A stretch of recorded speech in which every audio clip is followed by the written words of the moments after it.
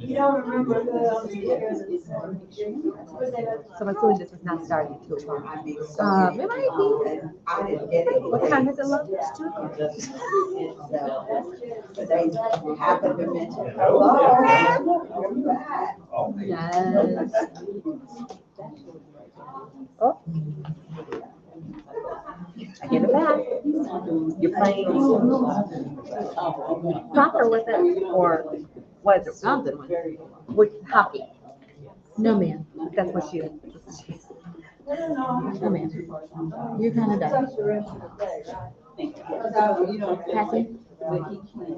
Passy it is. We're not going to keep throwing snacks on the floor. Mommy's going to have to come over here and vac and sweep. And sweep.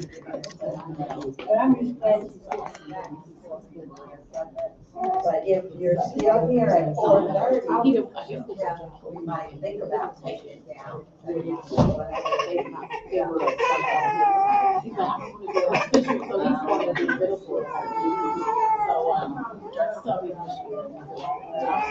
So she made an appointment with me. She knows that she's gonna go. I told my sister, I said, yes. Oh, okay. I said that on the phone.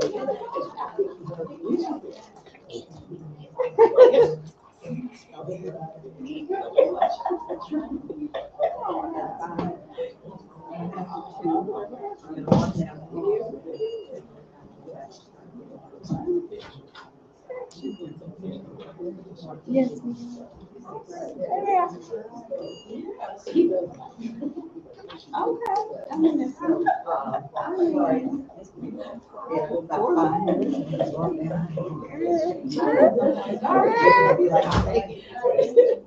Oh, that's fine. Thank you. See, you didn't even know that. Oh, thank you. Very much. It's phenomenal. Thank you. Made my day.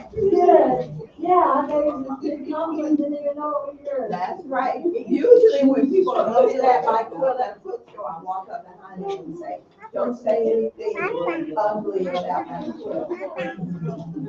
It's different than if I come in and I say, yeah, that one over there, and I say, oh, that's pretty. You wouldn't know what it was. That's true. You know that, that's good, good. We need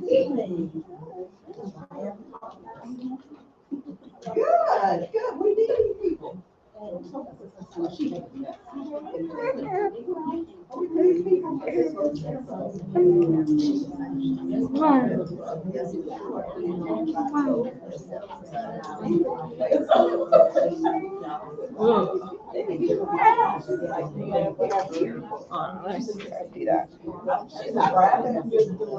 Yeah. Oh, no, I am. well, no, yeah.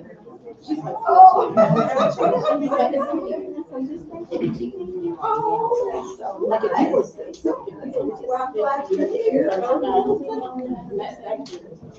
Yeah, we gotta have a short program.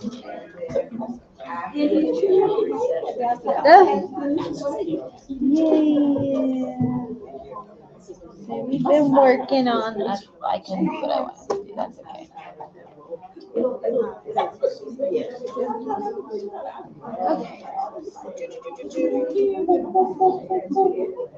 Right there. Right, go down that hall, right? See the yellow quilt, the lady, it goes straight.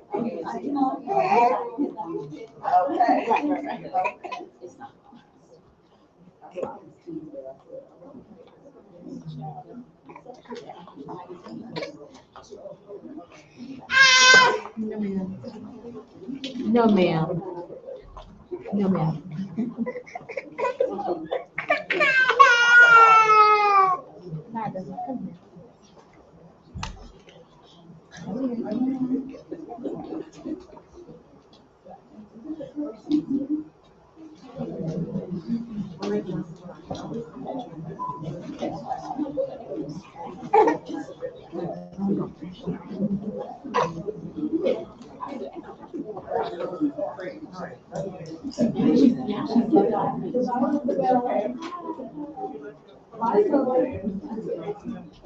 Door prize. Get ready to give away free stuff. And I know those guys do that.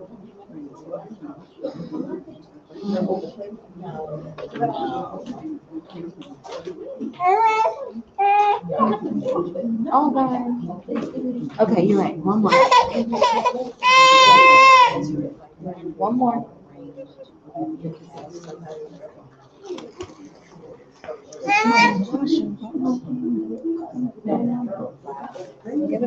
Have you missed some of them? Some of them sound like the other day. Some-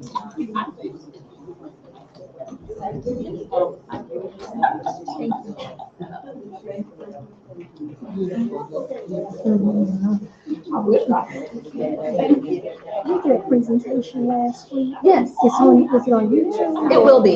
It will be, okay, under, The Atlanta Quilt Festival. okay, but it's not on there yet. It's not on there quite yet. Okay. All right. But it will. I'll look for it. So, but yeah. Who are you waving at? I'll wave. Your hands.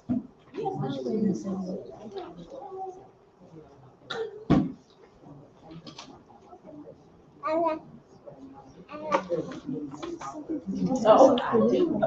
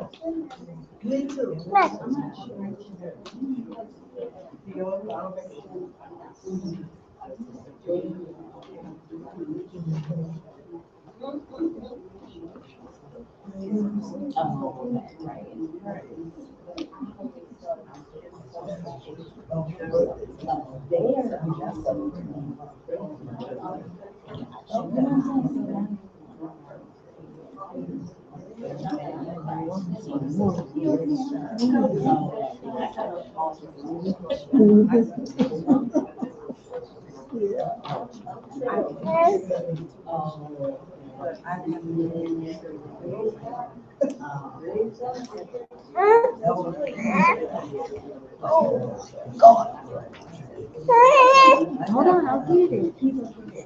Hold on, I'll get it. Oh, yeah. You don't have to come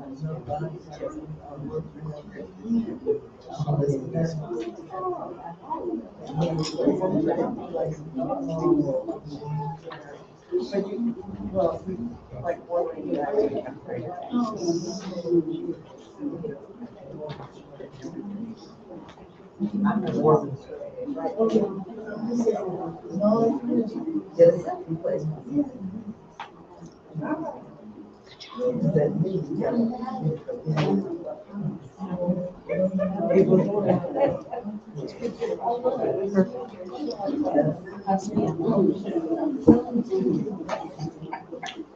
Whoop.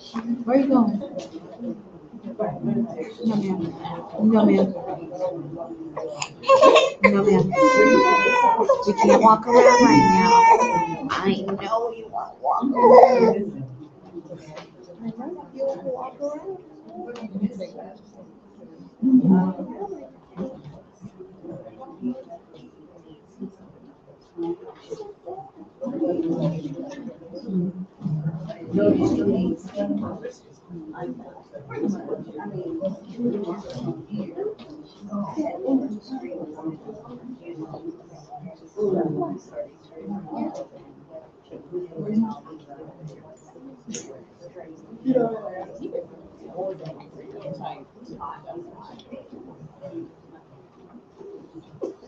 Good afternoon. Oh, I don't know if this is on yet. I don't need the mic right now.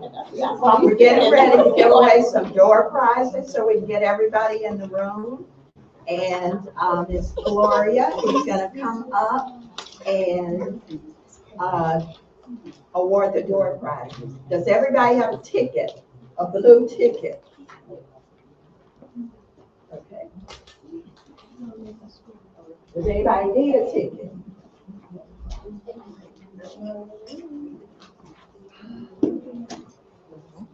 Okay,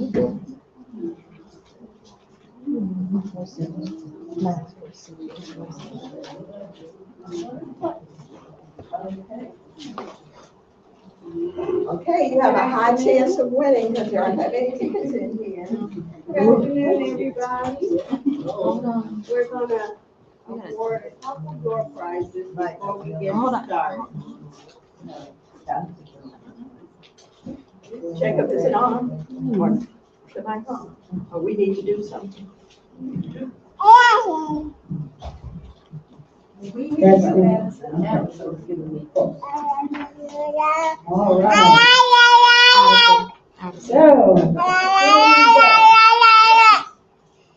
make sure we get everybody in there. A few more. Where's our first prize gonna be?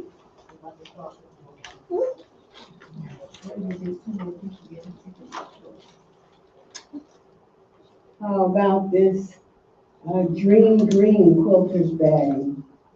Beautiful. Beautiful. All right. I'll be your banner. Thank you, Ben. All right. And our number is the last three digits, 945. 945.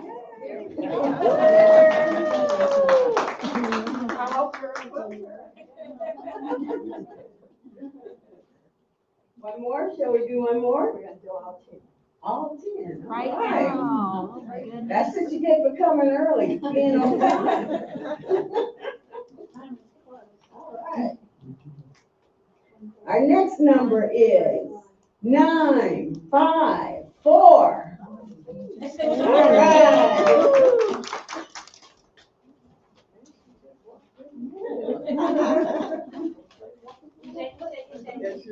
All right, come on in. We got a couple more at the door.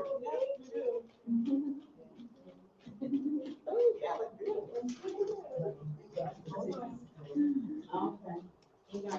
We're gonna include these two since they're here. All right.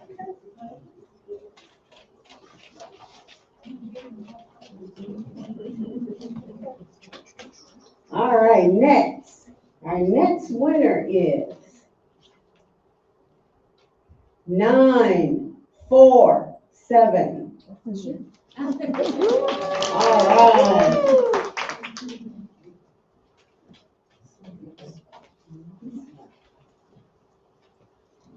Coming up is 930.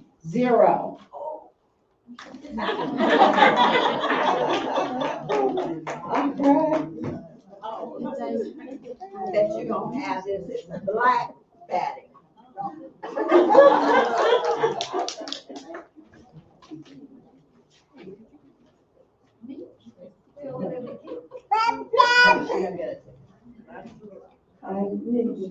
Nine, 4, 8.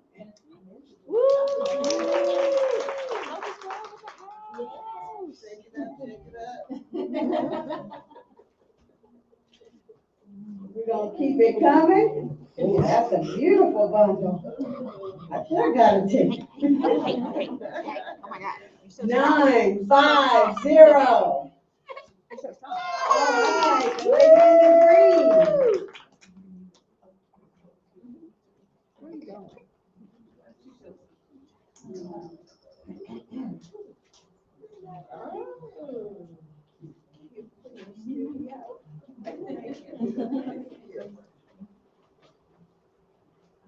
Did you put it in here? Oh, okay.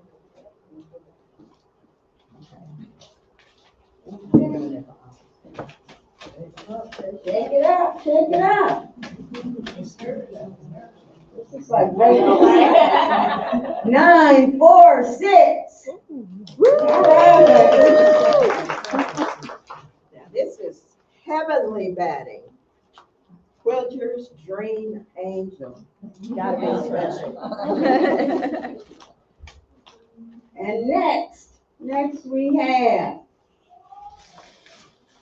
9:35. All right.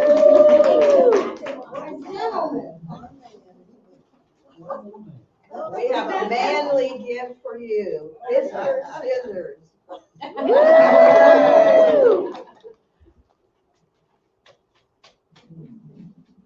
And next, 9:55. In the back.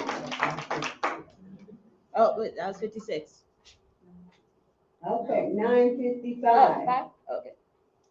Okay. Okay. A beautiful third weekend in October pattern. You can enter it in the quilt show next year. Coming next, 9:49. All right.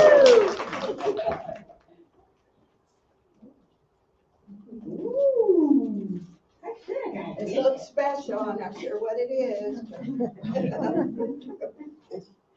9:51.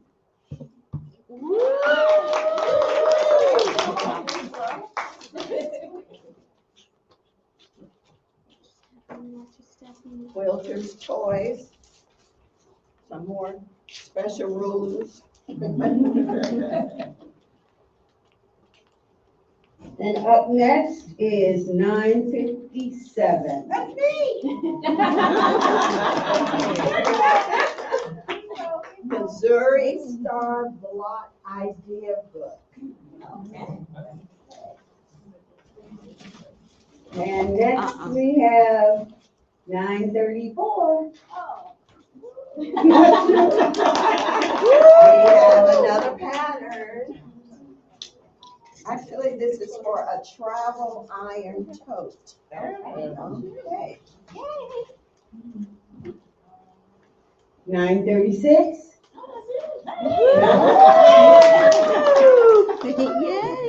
More batting, a quilter can't have too much batting. 9:39.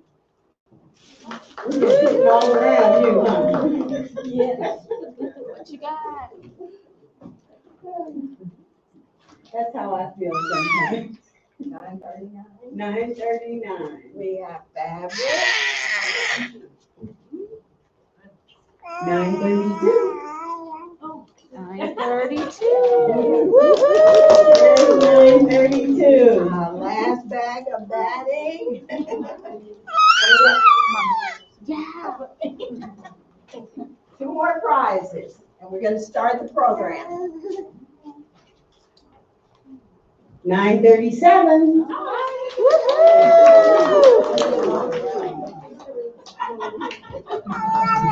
Are you a quilter? Okay, perfect gift. A beginner's guide to quilting. I got just what you needed. Yes. 9:53. And the mystery basket. Oh, got stuff in it, lots of stuff.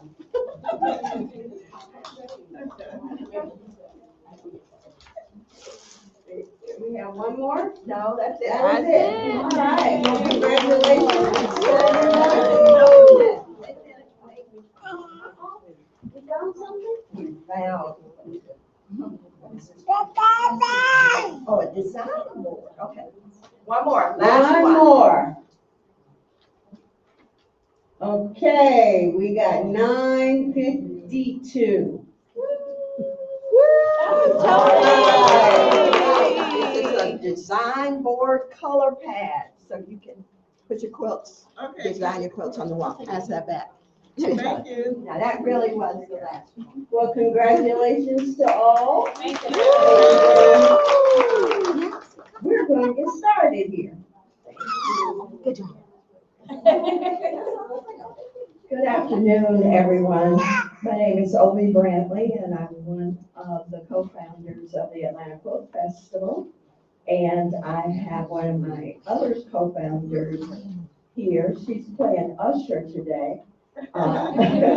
Alethea is our CFO, and Janice is on the board and preparing your beautiful reception. And Jackie was responsible for all those lovely door prizes. So those are my partners here today. I just want you to know that we are so grateful that you decided to spend the afternoon with us.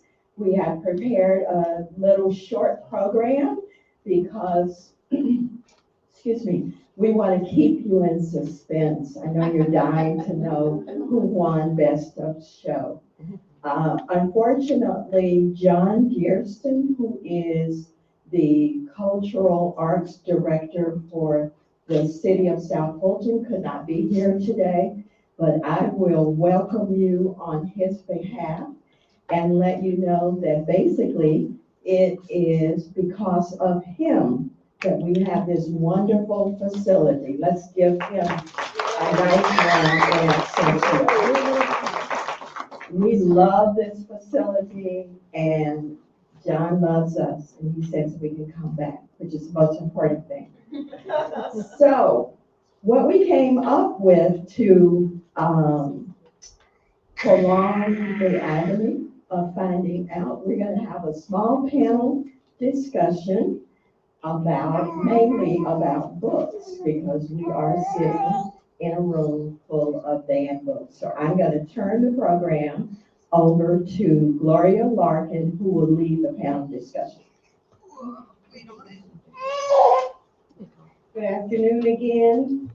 Before we get started with the panel discussion, if you have your phone on you, just put it on silent or turn it down so that as our speakers are talking, it won't be interrupted. Also, housekeeping matter, the ladies' room and gentlemen's room is right across the hallway if you need it.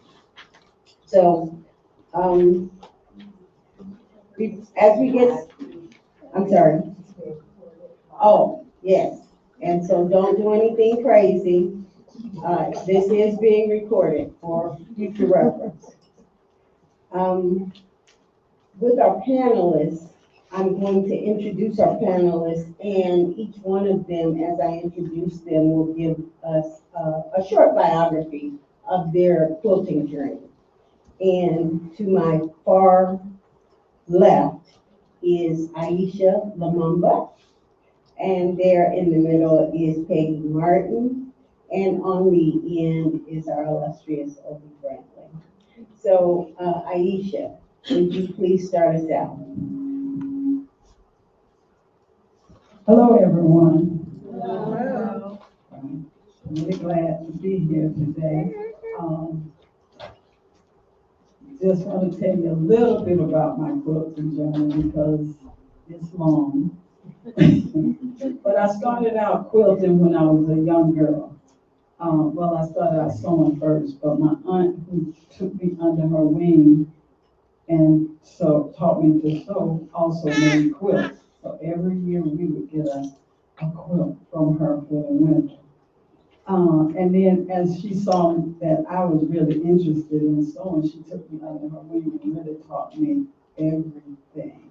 I mean, everything about sewing, about embroidery, about, and it came in handy when I became a teenager. I started making my own clothes for school and things like that. And then one day, a lady gave my dad another quilt, and I looked at it and I said, I can do that. And so I cut out all these scraps and I started trying to figure out how to make them. I put one together and I said, oh yeah, I can do this. But it took me a long time to do that one scrap. So I decided that I could make a skirt quicker and be at the basketball game by 6 o'clock. So I switched off of quilting for a good long time. And then as in my early 20s, I started having my children, and I said, I'm going to make my baby a quilt. And when I made that quilt, it got me, it hit me differently as I was older. I wanted that little bit of quiet time to sit down, especially because when I would go to the doctor's office, in the maternity, you had to wait on that doctor a long time. And that was something that I started doing to fill the space. And from there, I was bit by the bug, and I haven't stopped since. I've made a lot of quilts. And that's what I do now full time. I treat it like a job. Because a lot of people ask me, how do you make so many? But from 9 to 5, I'm on duty. And sometimes until midnight. But I don't tell them that. But yeah, that's how I got started. And then one day, this was in the 80s, Quilter magazine started to be really popular. And I looked in the Quilter magazine and I saw that this lady had done a quilt with a person on it. And I said, what? We can do people? I thought quilts were only just, and squares and triangles. So that's when I started on my journey to doing art quilts. And from there, that brings me to here.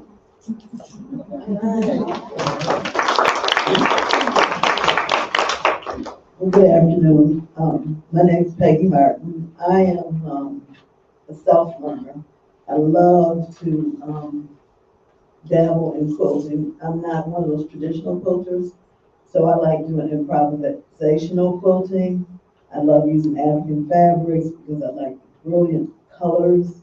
And so most of my quilts is funny. A lot of us, we know each other in other circles, and we can look at quilts and they'll say, oh, that's probably Peggy's quilt. So we have a way of having our own style. I started quilting, I think, over 20 years ago. I went to a festival in Beaufort, South Carolina. Didn't have a clue, but I said, oh, I want to learn how to do that. Came back to Atlanta, started searching around, eventually stumbled upon brown sugar stitches. And that was really my go-to group. Wonderful, wonderful group. I put the pitch in for us, but it's a wonderful group. So that's some information about me.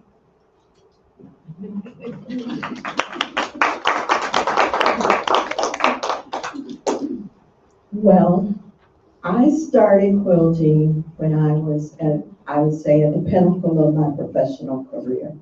I had a very stressful job. I was the Fulton County attorney, reporting to the elected board of commissioners, which was 4 Democrats and 3 Republicans. And if you know anything about politics, that's a stressful job. But my friend Rosalind, out of the blue, is also a lawyer, said we should learn to quilt. And we all have that friend who always coming up with something. And because you're friends, you say, okay, we can do that. And so we started buying quilt books, and I bought a book called Teach Yourself to Quilt. And I made a sampler quilt. That's what the book told you to do, and when you got to the end, you had a quilt. So that was my very first quilt, but like many of us say, I was bitten by the bug. And the most important thing I would like for you to know about me and my quilting career is that it is my happy place. I was bitten by the bug because it just took me to a whole other stratosphere of being when I was quilting. I didn't think about the law. I didn't think about who was mad at who or whatever. And so since that time, it's now been 25 years. I've made a lot of quilts, and I've become known for my red and white quilts. So I have to mention why that is. And the primary reason is that I am a member of Delta Sigma Theta and also a graduate of the University of Arkansas at Fayetteville. So those two things combined will make you love red and white. And so I've made a lot of red and white quilts and have solo exhibits, and usually if you see a red and white quilt, it might be mine. So that's a little bit about me. Thank you. Thank you, panelists. One of the things that I know about you is that all three of you have exhibited at the Mason Fine Art Gallery. I know you all got there differently, but please share a little bit about the good and the bad, about your quilting journey there and your views about the quilt and your experience with the exhibit.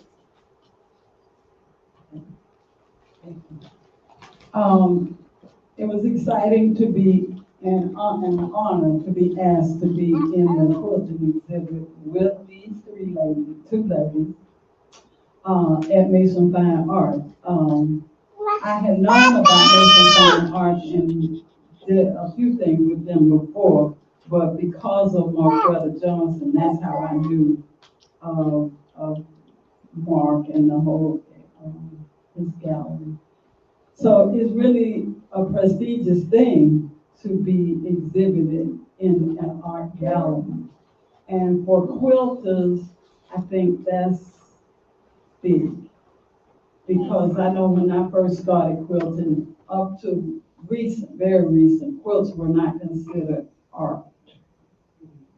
And so now we've evolved where the quilts are being respected and noticed and honored for being art. I think it was always art, but that was my eye of it. But now we're being accepted, and we were just over the moon about being in the art gallery. I didn't have any bad experience. I don't have anything bad to say. The night for the reception, the opening reception was really good because we had a big crowd. And people were, coming up and talking to us and asking about our craft. And we love to talk about quilting, so that was right up our alley. But it was just an all-around very good experience. And I would pretty much say the same. It was really nice. There's nothing like being in a gallery, especially since, like I said, we do go back a while. We used to take PVC pipes and make frames and try to have quilts not fall down.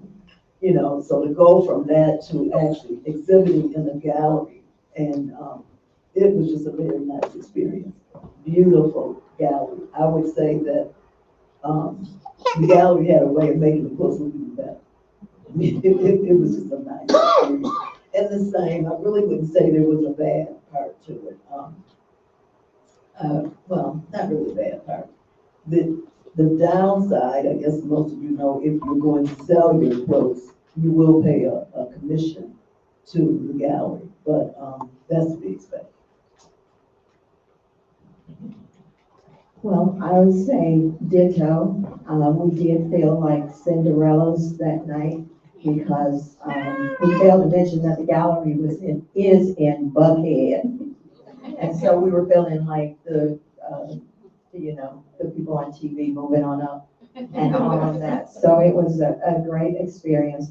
I tell you, one of the things that amazed me and left an indelible impression is how much so-called real artists charge for their work. The gallery is huge, and so we were in one part of the gallery and other exhibits were in the other part of the gallery. So we could walk around and look at other people's work and look at the price tags. And I think the most expensive thing that I saw was around $35,000. And all I could do, and I said this to India, I can't believe I'm in the same building with somebody selling something for $35,000. So that was just kind of eye-opening. And I am happy to say that I did sell one of my pieces. And so that it was not priced anywhere near $35,000, let me just say. But it just was a confidence booster for me that some stranger, not family and friends, some stranger showed up at a gallery in Buckhead, apparently a regular collector, and chose to spend money on one of my quilts. So it was a great experience, and I would just encourage you, when you're gallery hopping, that you go to the Mason Fine Art Galleries on Miami Circle. The owner of the gallery is a friend of the Atlanta Quilt Festival, and he was here opening day, and he supports quilters however he can. So we would like for you to support Mason Fine Art as well. For 35,000. Powerball, somebody. So we know that each of you have different styles of quilting. What influences your style and why?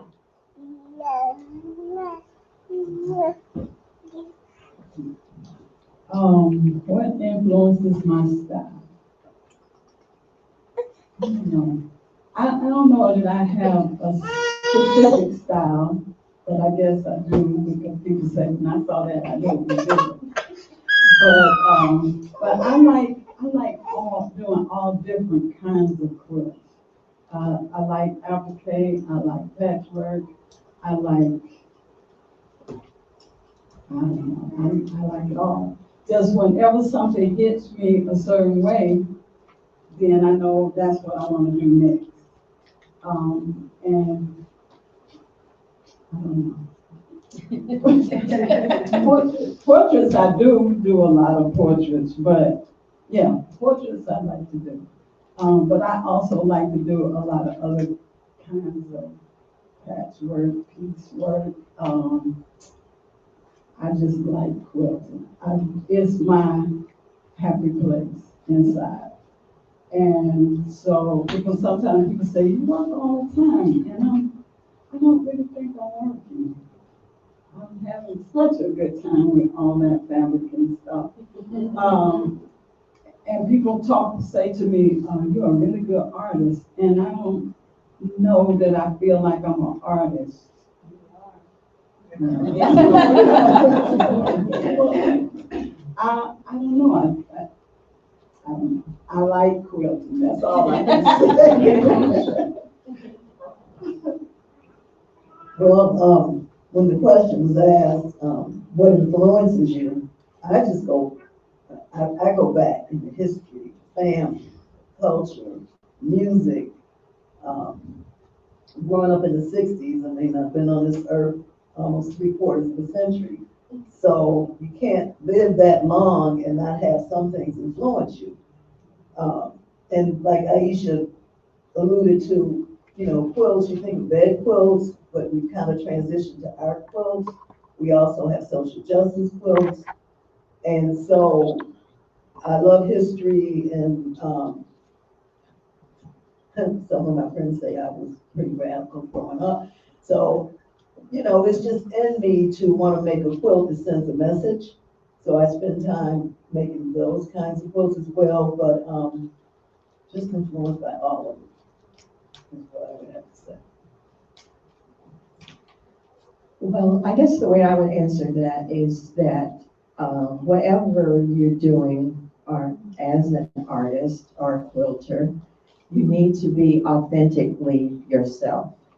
And I mentioned that first because it took me a while to get to the point where I felt like I was making authentically O.B. Brantley quilts. Probably, like Peggy said, background has a lot to do with it, and I've shared with you that I am a retired lawyer. So if I have a signature about my quilts, I try to always have a message. I just have this thing in me trying to tell people, not necessarily tell people what to do, although I have not been known to be a control freak, some people would say, and I'll claim it. But just to help people live a joyful and abundant life. And when I make a quilt, that's always in the back of my mind, because I've worked with so many young female lawyers over the years, and it's so hard to try to have it all, to have the career, to have the family, to travel, whatever. And so it just takes a lot to balance all that. So if you look closely at my quilts, I always pay attention to the title of the quilt, because often I will have something I feel like I want to say, and I create the title first, and then I make the quilt. And if it goes the other way, you will often see I put a lot of words in my quilts. So I would say that that's sort of a signature thing. I am a traditional quilter if I had to pigeonhole myself, but I also love to include angels in my quilts whenever I can, because I truly do believe in angels, both heavenly and earthly. And so whenever I can, she may be visible or invisible, but I try to include angels in my quilts. Thank you, thank you. Well, as you all look around the room, you can see all the beautiful quilts depicting fan books. We're in the room with that exhibit. So let's talk a little bit about quilt books. So panelists, can you please share with me and the audience, do you have a favorite band book? Are you sure? I don't have a favorite band.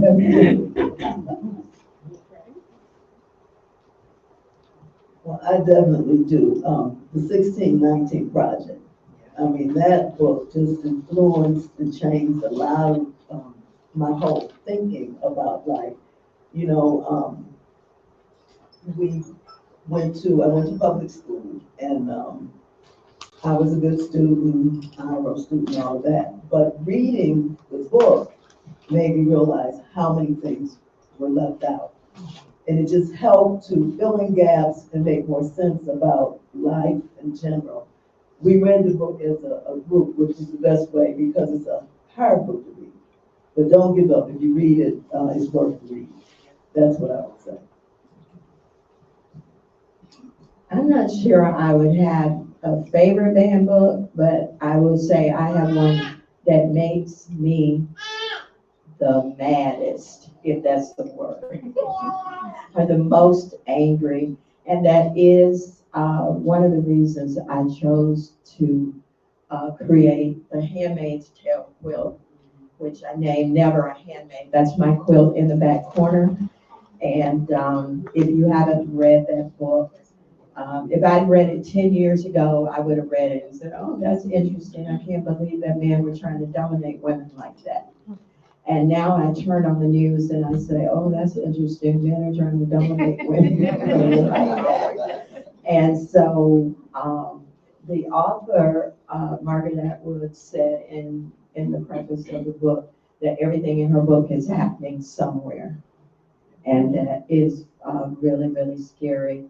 I won't spoil the book for you, but it's about a dystopian society where men have created this world order where women have to be subservient to men, all the way to the point of having their children when their wives can't have children.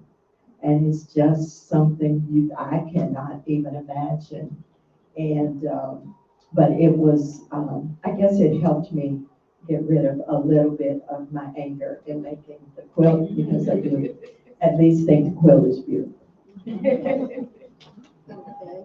Thank you, thank you. We're going to shift gears now and talk about quilt books. So I have an interesting question for the panelists. Can you please tell me how many quilt books you own? I can just say over 100. I didn't do it. I heard somebody counted theirs, but I didn't count mine, but I know I have well over 100. Like I think I said at the beginning, I love to learn. I have at least 300 books. I didn't count. And they're technically quilt books. I have other art books, but 300 quilt books. I didn't take the time to count mine, so I'll just pick the middle number and say around 200. But I will say that in my quilt studio, I have what I call a quilt library. I mean, I have shelves set up where I have all my quilt books, and I have them arranged based on techniques or traditional or worldly. I collect African books written about quilts made with African fabrics, and I love Japanese quilts, and so I have a lot of different categories. And of course, I have tried to collect all of the African American exhibits that have gone on through the years, and if I go to an exhibit, I try to buy the book. So I would say about 200. Yeah. Wonderful. I knew there were a lot of books between the parents, but I'll just say I have so many quilt books that I started finding duplicates. So I'm weeding them out now. If anybody's in need of some books, come see me. Next question. Which book taught you the most or impacted your quilting the most? And I know some of you may have brought some books with you that you can share. I brought this book by Margaret McLaughlin, and it's called Block Party. And this is one of my go-to books. Even if I'm doing an art class or scenery or something, I like to do an order with traditional blocks.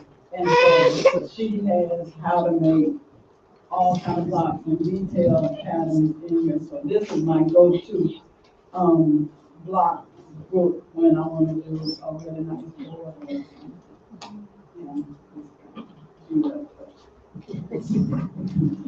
Well, you have that one too.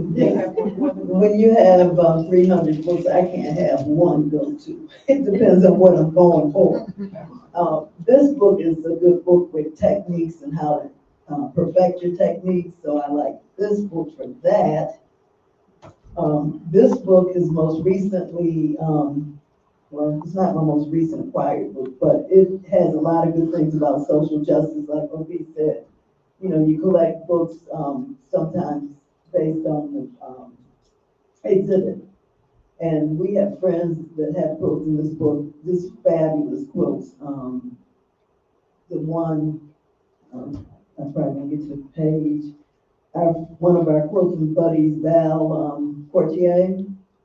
I mean, it's like such a learning experience. I'll have to come back and find it. I should have marked it. But it was, you know, what happens, you do the research, and then that helps impact how you want to do the quilt. This is, you know, the quilt she made that she has, like the slaves. She did the research. New York was titled another name before New York City, and she's got these slaves. We'll find it. Okay, and again, since I'm such a collector, this is my latest book I purchased. This is okay. It's Routed West, 20th Century African American Quilts in California. And again, you know, reading and learning about Great Migration. I mean, my parents moved from the South to the North, but I didn't know we were part of the Great Migration. And so this person did, they collected all these quilts, and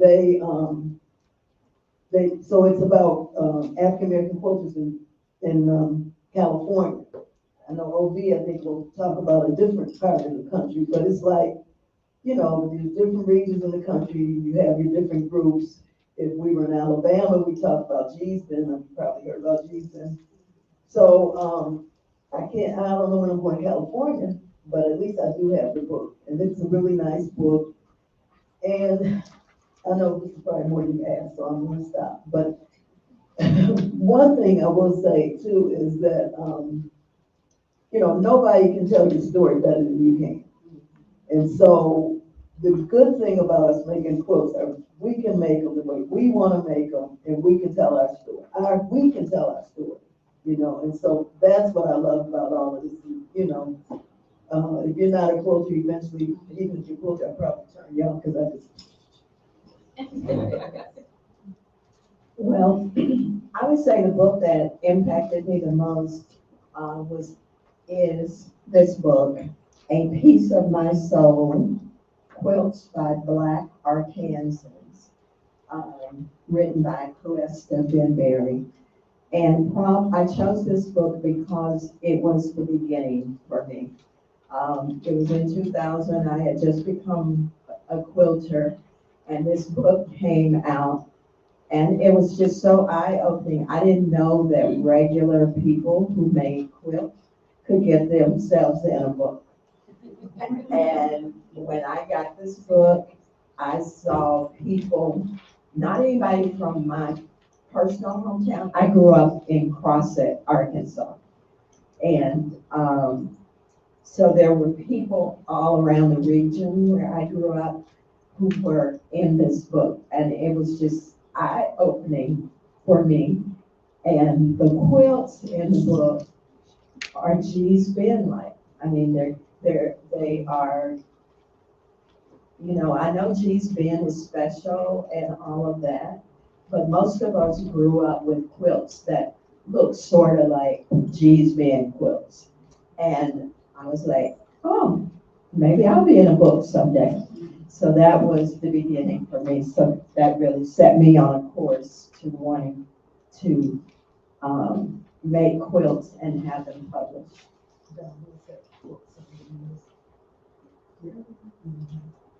So one last thing, I'm sorry. This is the quote I was talking about. It's just fascinating. Okay. Okay, it's just fascinating. It's about the slaves that were there. I think it goes back into the 1600s. Again, I didn't learn all this in school. So every time I open a book, I'm learning some things I didn't learn, and as long as I live, I'll be learning. Thank you, ladies. So next, I'd like to ask, had any of you either written or been involved in writing a quilt book? I have an answer this time. Okay, I have written about 14 books. I brought 2 of them. This one, some of you have seen it, know about it, Scrappy. There's one out there on the wall. Yep, there's people all over have made this book, have made this pattern and sent me pictures, and I've seen the pictures, and it started out just a way to use up some of my scraps because I have lots. It has not solved that problem. I have made about 31 of them, and I still have. But anyway, you know, people all over have bought the book, have made this book. I've been several places and taught workshops on how to do it, and so it's that's one of the many. And this one, if quilts could talk, I think this was my first one. And when Kyra Hicks, I want to just say her name, because she put out a book, How to Write a Book, a quilt book, how to catalog your quilts and do all of that. And I said, oh, I can do that. I'm already looking at what I can do. I want to write a book about quilts and my quilts. So I decided that I was going to do stories about my life, my childhood, my teenage years, you know, just you get a chance to scroll through my life. And I said, I know what I'll do. I'll put the first 5 stories in this book. I'll do 25 stories, and I'll do 5 books. I did this first book. I do have some of the other stories, but I've been kind of sidetracked in quilting and shows and grandchildren and all of those things. So hopefully one of these days I'll get back to finishing up this series. But this was the first one I started. And like I said, it's because of Kyra's book. She said, this is how to publish a book. And I met her when we went to Athens, and she came over and told me she did. I put that book out, and you're the only one that I know who really took it and went with it. So that's that. These are just a couple of my books.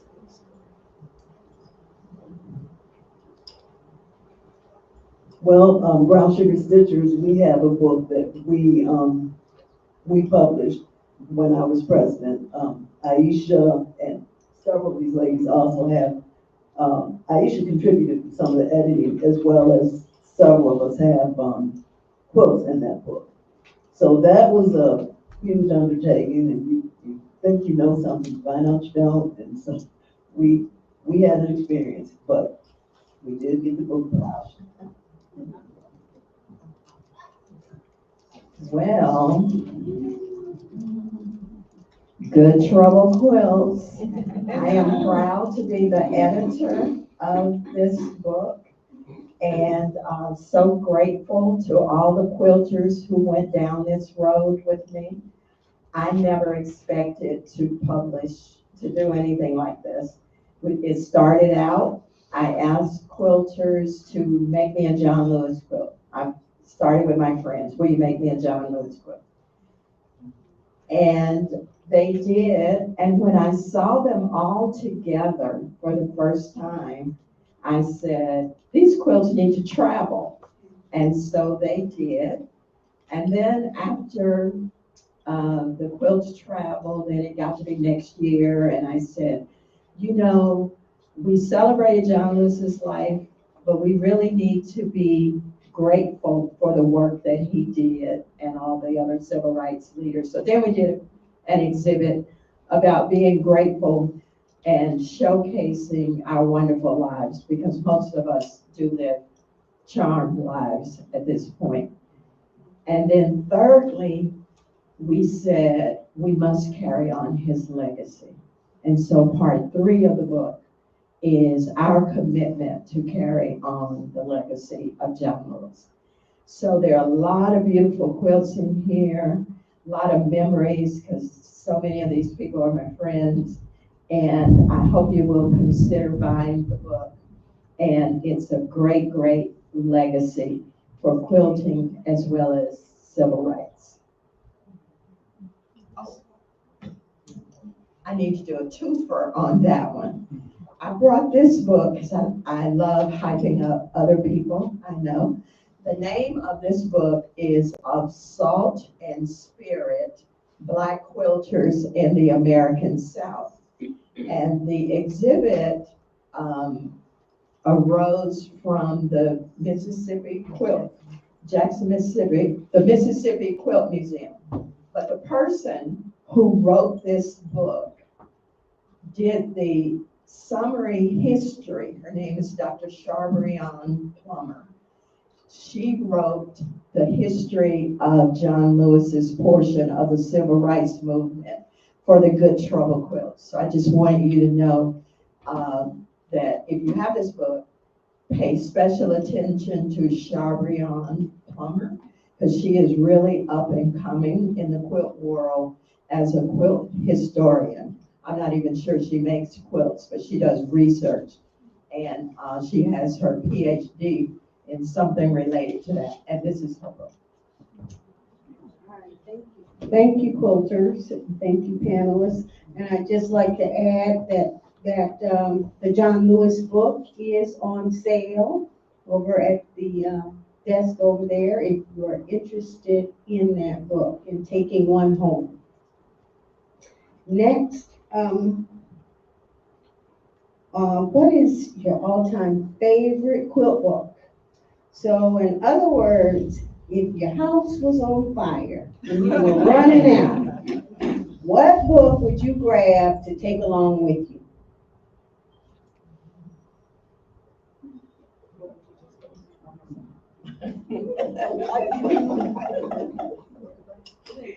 I would grab Roland Freeman's Communion of the Spirit.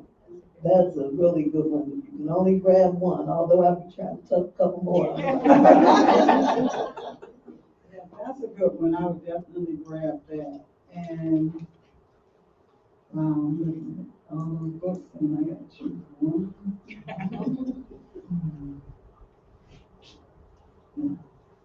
I don't know. She will burn up in the fire. We're gonna be there trying to figure out which one. Well, I'm gonna give a cheater answer because like, Aisha, I couldn't really think of one book.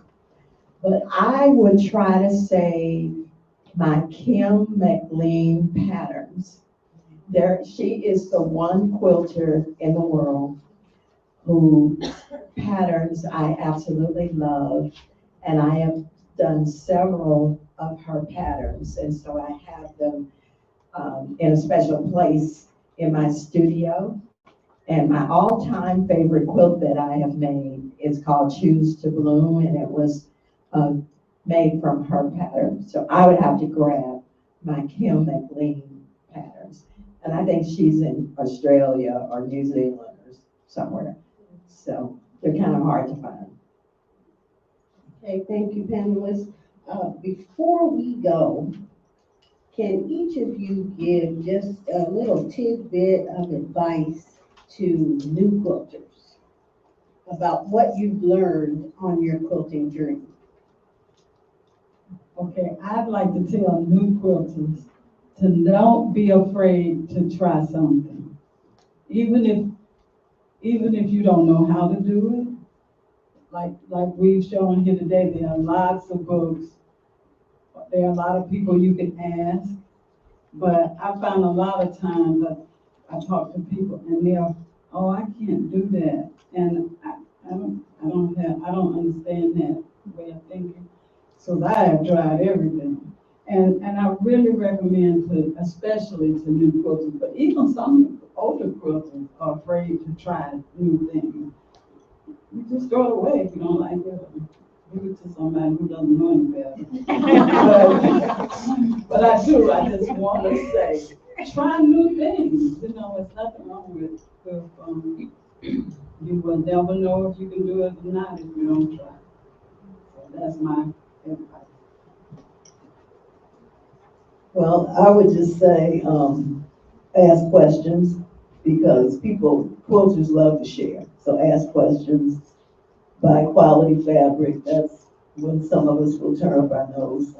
Joanne's clothes anyway, but I'd say quality fabric, put a label on your quilt. That's important because part of why I quilt is because I want to leave a legacy.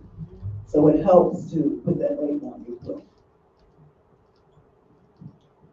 I would just add one little thing to what Aisha said about trying new things. But after you try all the new things, try to find your authenticity. There's certain things you just never gonna want to do, or it's just not you. So just try to find your authentic self, if that makes any sense. But the best advice I can give to you, and I'm gonna repeat it and repeat it and repeat it, is to find your tribe. Find your tribe.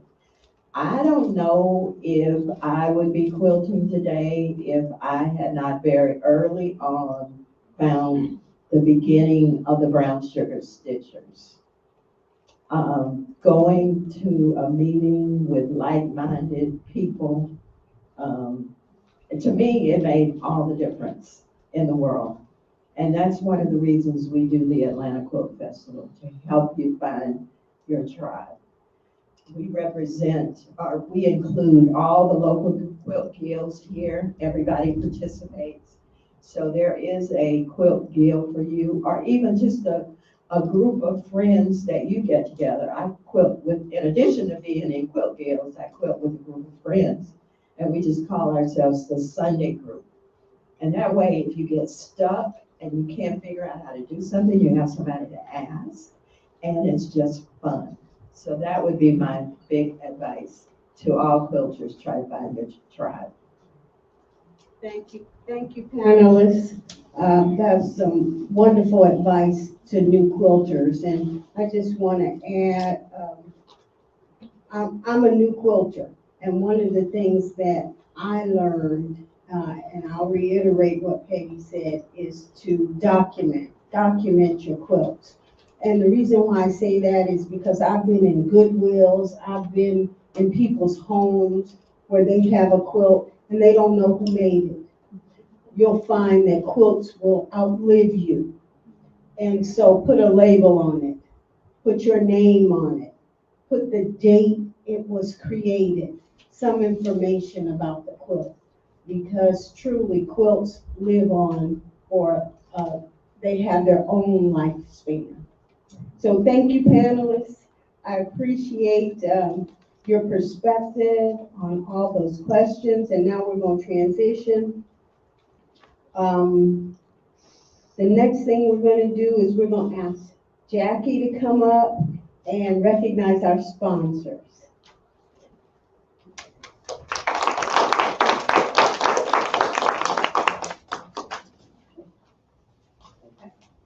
Good afternoon. Good afternoon. Is that good? Okay. Well, basically, as OB indicated to you earlier, my responsibility is basically to get door prizes from like the local retailers and some manufacturers. And this year, I think we did pretty good. So I just want to recognize some of them. Some you may know, some you may not have. I learned some new ones this go around. But leading off, of course, for me anyway, was Bernina. This is the second year that Bernina has donated a major door prize. Also, sewingmachine.com, which is in Alpharetta. They used to be right off of 85 as you're going north, but they moved to Alpharetta, and they have another location that's further out. But they've been a consistent supporter, and they give super nice door prizes. For Moray Cutlery is a scissor company. If you go to the booth show in the spring, they're usually considered a scissor company.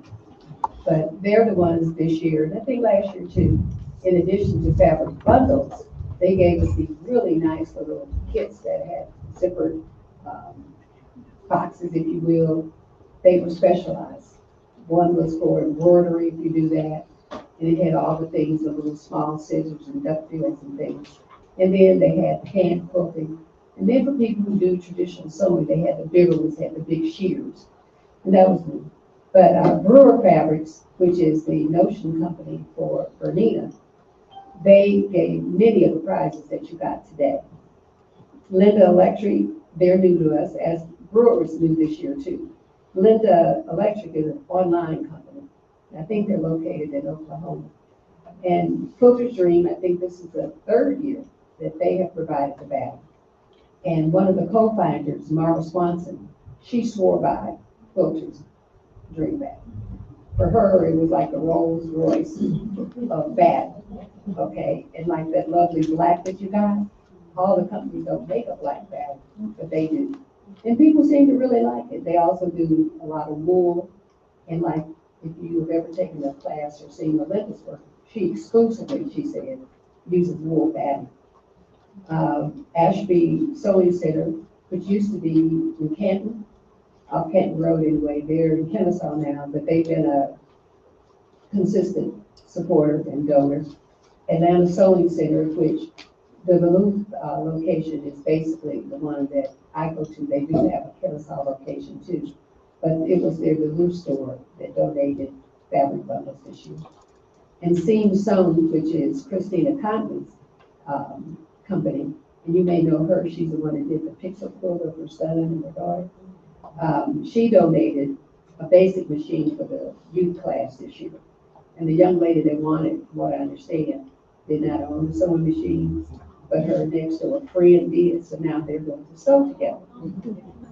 Missouri Star was new this year also, and they gave some lovely charm packs.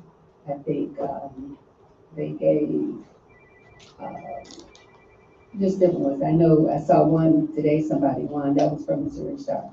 And of course, our illustrious CEO, she made a call to Brown Sugar, and they brought all kinds of things, particularly books and scraps. So some of the books that many of you may have picked out on Community Day, thanks to Brown Sugar Centers. So I just want to make sure that you knew who they were, and hopefully you'll seek them out and support them so that they will continue to support us. Thanks.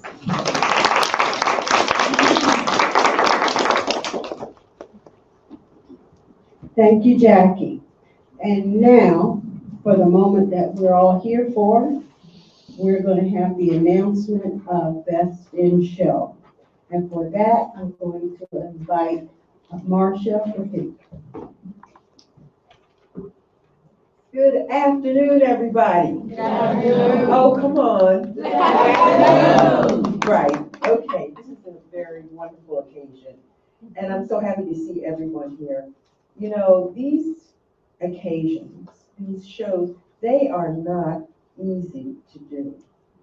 And especially when you are trying to reach as many people as you can throughout the country, because there are some entries that are from out of state. And I am so excited about it. I get all wound up just to think about who is going to be the number one. Now, we had 1,691 votes cast. Wow. Is that amazing? Yeah. Okay. So without stringing along too much, the third place winner, also one of my favorites, was number 94, Middle Passage Guardian by Georgia Williams. Is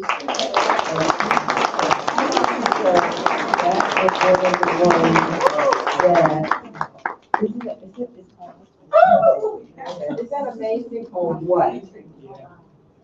I just feel like I want to grab it, and it's just too beautiful.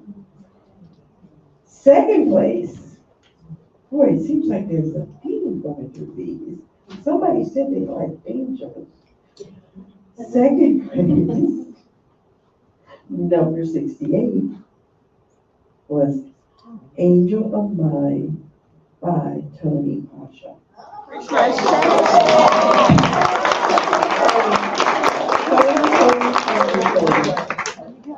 Come on and come up and get this, Tony. I love you. If you ever take a class with Miss Tony, you're going to have a ball. I try to sit next to her. You can come with, but you can come this way.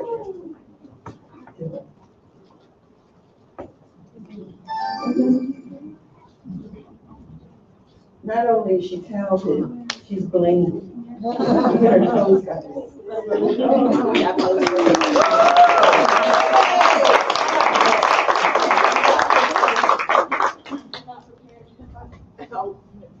Should we wait for you to introduce? Yeah, we might want to. I don't know what the Here we go. I'm sorry. Too many jobs. Too many jobs. Look at India. Okay. Ready? 1, 2, 3. 1, 2. Perfect. Thank you. Next class, I'm sitting next to you. Oh, Miss Williams is on the Instagram live. She said thank you so much. George Williams. She's on the Instagram live. She said thank you so much. Congratulations. That was India reporting that Miss Georgia Williams is on the line, and she said, thank you very much because we're doing Third this place. simulcast. For her third place win. Yep. For her third place win, it was beautiful. And Miss Tony, Okay, here it is. Number one. Let's get ready. Let's get ready. Okay.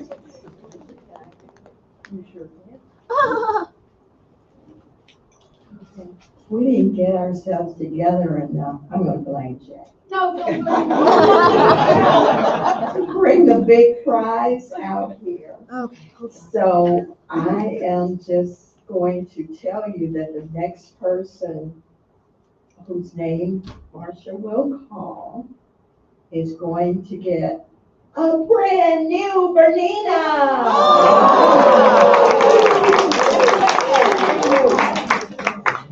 Here comes India. Okay, India saved you. Okay, a brand new Bernina box has not been opened.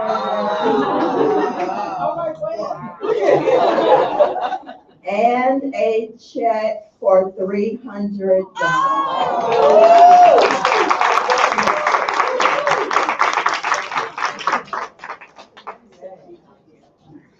All right.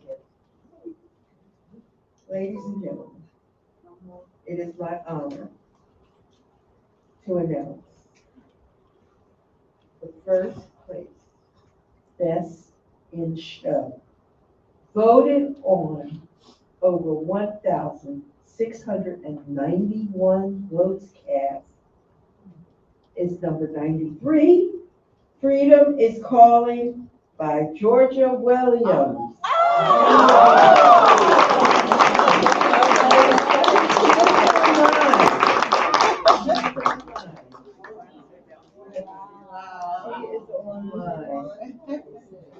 Is that not amazing? It looks like a painting. It's so unbelievable. We must have Miss Williams here. She's got to come one day. She did come opening. Since I know that Georgia is watching, she did text me and tell me that she had hoped to be with us today, but her husband is ill. But she was with us on opening day, and she's a phenomenal quilter, of course, but lives in Houston. But we look forward to seeing many more of her quilts in the future. And on behalf of the Atlanta Quilt Festival, I just want to congratulate all the winners. And as I said on opening day, everybody who has a quilt in the exhibit is already a winner because you were juried in. And of course, we know only 3 people could win. But let me just say, I know y'all like hearing behind the scenes kind of stuff. It was so close this year. There were so many beautiful quilts. There are a lot of years where people walk in the building and there's just a consensus. This is the most amazing quilt that I've ever seen. A lot of those quilts have belonged to Carolyn White in the past. Y'all remember her quilts. But this year, as I walked the halls and talked to people viewing the quilts, they said, oh, I can't do this. I can't just pick 3. I can't pick 3. And I would say, but you must. That's the rule, you must. Oh, there are too many pretty ones. There are too many. And there are, because this is our 17th year. I looked at them all very closely, as do my sidekick, Miss India. She helps me jury the quilts and hang the quilts and all of that. And we look at them all. And I can honestly say that this year, this was the most beautiful exhibit we have ever had. So let's give all the quilters a big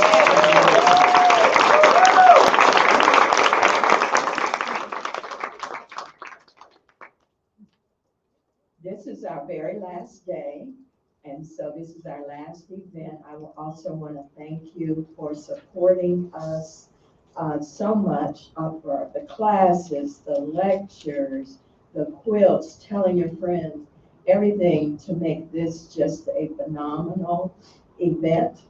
And because I am so grateful personally and as CEO of the Atlanta Quilt Festival, I do have a small gift for each of you as you leave this room, and I will position myself by the door so I can make sure that you get it. And we have a small reception that follows, and you have until 5 o'clock to enjoy yourself. And you must be gone. Thank you.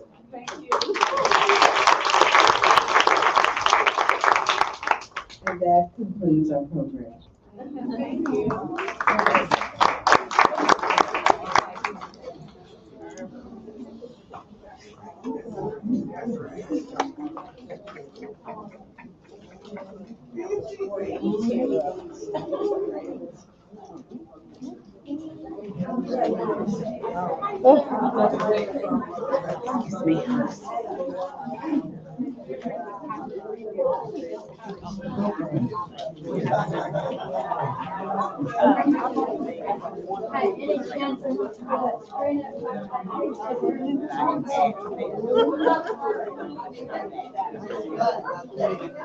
Yeah, just flip it up.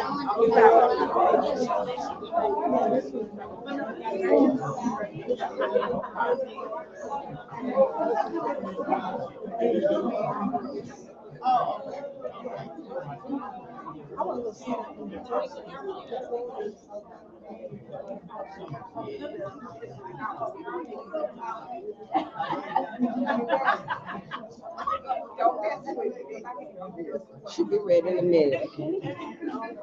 Just a minute.